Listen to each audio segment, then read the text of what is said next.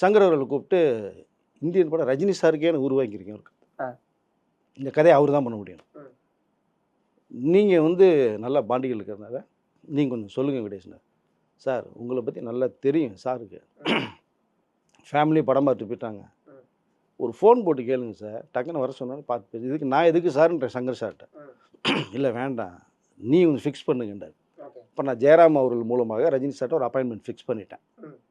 Fix பண்ணி எல்லாம் முடிச்சாச்சு. என்ன விஷயம்னு ரஜினி சார் கேட்டார். அப்போ ஃபோன்லேயே தான் பேசுனேன். என்கிட்ட ஃபோனில் பேசினார். ஆ. இல்லை சார் இந்த மாதிரி சங்கர் சார் ஆமாம்மா தெரியும் ஜென்டில்மேன் பசங்களாம் ரொம்ப சூப்பராக இருக்குன்னு சொன்னாங்க. ம். நான் இன்னும் பார்க்கணும் அப்படின்றாரு. ம். ஃபோனில் என்கிட்ட எனக்கு ரொம்ப ஷாக்காக இருக்குது இவ்வளோ விஷயம் பேசுகிறாருன்ட்டு. இல்லை சங்கர் சார் என்ன விஷயம் அப்படின்றாரு. இல்லை சார் ஒரு கதை இருக்காங்க. ஓகே நாளைக்கு 10 மணிக்கு வாங்க அப்படின்ட்டு. அவ்வளோதான் சொல்லிட்டு ஃபோன் வந்து லைன் கட் ஆகிடுச்சு. ஓகே.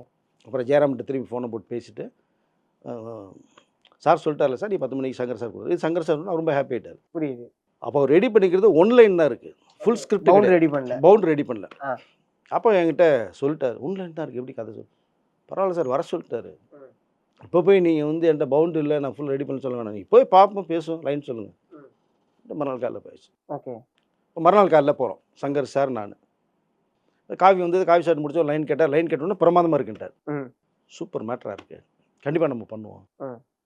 அப்போ டபுள் ஹீரோ இல்லையா அப்பா புள்ள கேரக்டர். ஆமாம். அதில் ஒரு வில்லன் ஒருத்தர் சமூக சிந்தனையாளர். கரெக்ட். எல்லாம் கேட்டு பண்ணும்போது ஓகே பண்ணுவோம். நான் ஃபாரின் போகிறேன் போயிட்டு வந்து பண்ணுவோம் அப்படின்னாங்க. ஏற்கனவே சொல்லியிருக்கேன். ஆமாம். வந்தாங்க. இதுக்கடையில் சில விஷயங்கள் போச்சு. கொஞ்சம் 3 தகவல் போயிடுச்சு. அது யார் சொன்னான்னு தெரியல. சங்கர் சொல்கிறது வாய்ப்பு இல்லை. ஆனால் வந்ததுக்கப்புறம் நம்ம டிசைட் பண்ணி சொல்லிக்குவோம் ரஜினி சார் சொன்னாங்க. அது மாதிரி எப்படியோ தகவல் போயிடுச்சு. போயிட்டு இந்த தகவல் வந்தோன்னா பத்திரிகை மூலமாக தெரிஞ்சுட்டு வந்தோன்னா விட்டாரில் அப்செட் ஆனார். 1 மாதம் கழிச்சு திரும்பி போகிறோம். போகும்போது வந்து எல்லாம் கேட்டார். ஓகே அந்த அந்த சன் கேரக்டர் ரொம்ப பிரமாதம் வில்லன் அது எனக்கு ரொம்ப பிடிச்சி சுற்றி சாப்பிடுவேன். இந்த ஓல்டு கேட்டப் இருக்குல்ல அது அப்படியே பார்க்குறேன் எனக்கு எப்படி என்ன ட்ராவல் பண்ண முடியலன்ற இவர் ரஜினி சார். இல்லை சார் அது ஒரு ஸ்டைலில் அதை வச்சு உங்களை வச்சு தான் அந்த துண்டு போடுற ஸ்டைல்லாம் அவங்க தான் சார் வச்சு நான் ரெடி பண்ணியிருக்கேன் அப்படின்னு சங்கர் சார் எக்ஸ்பிளைன் பண்ணுறேன். அது ஒரு விக்கு வச்சு விட்டு நம்ம மாற்றிக்குவோம் சார் அப்படின்றான்.